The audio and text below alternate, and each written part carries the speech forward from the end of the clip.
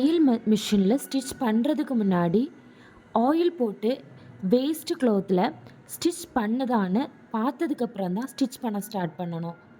தேங்காய் எண்ணெய் அண்ட் மண்ணெண்ணெய் இது ரெண்டும் மிக்ஸ் பண்ண ஆயிலை தையல் மிஷினில் போடலாம். மண்ணெண்ணெய் கிடைக்காதவங்க தேங்காய் எண்ணெயை மட்டும் யூஸ் பண்ணி தையலுக்கு போட்டால் போதும்.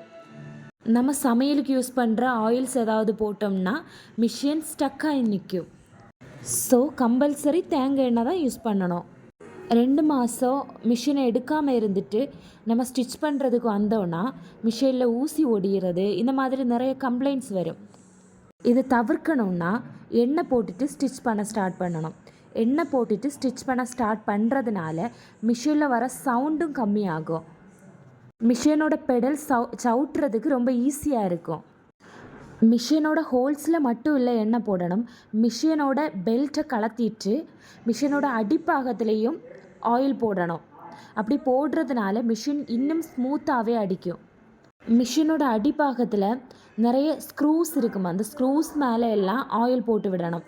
ஆயில் போட்டுட்டு நல்ல ஒரு வேஸ்ட்டு க்ளாத்தை வச்சு க்ளீன் பண்ணி விடணும். அப்படி க்ளீன் பண்ணி விடுறதுனால நம்ம மெயின் ஃபேப்ரிக்கில் ஸ்டிச் பண்ணும்போது அந்த ஆயில் மெயின் ஃபேப்ரிக்கில் படாது. ஸோ மிஷினை ரொம்ப நீட்டாக ஆயில் மிஷினில் இல்லாதது மாதிரி க்ளீன் பண்ணதுக்கு அப்புறமா தான் மிஷினில் ஸ்டிச் பண்ண ஸ்டார்ட் பண்ணணும். ஃபர்ஸ்ட்டு வேஸ்ட்டு க்ளாத்தில் நம்ம ஸ்டிச் பண்ணணும். வேஸ்ட்டு க்ளாத்தில் ஸ்டிச் பண்ணி ஏதாவது ப்ராப்ளம்ஸ் இருக்கான்னு பார்த்துட்டு அதுக்கப்புறம் தான் நீட்டாக நம்ம மெயின் ஃபேப்ரிக்கில் ஸ்டிச் பண்ண ஸ்டார்ட் பண்ணணும். மிஷினில் மெயின் பிளேஸ் நம்ம ஆயில் போட வேண்டியது எங்கன்னா நம்ம காலு சவுட்டுற பெடல் இருக்க பிளேஸில்.